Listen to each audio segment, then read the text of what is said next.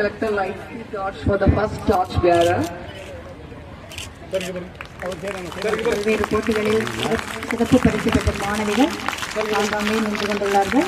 Our first torch bearer is Ms. Muttumani, Sports Secretary, District Kabaddi player, a shining example of dedication and perseverance. ஒரு காலத்துல Sunita Williams கூட இந்த மாதிரி தான் சின்ன சின்ன போட்டிகளில் வெற்றி பெற்று ஸ்பேஸ் வரைக்கும் போயிட்டு வந்தாங்க. எங்க காலேஜ்ல இருந்து கூட ஒரு ஸ்பேஸுக்கு போறதுக்கு ஒரு Sunita Williams ready. Captain of Blue House. This is the Olympic torch.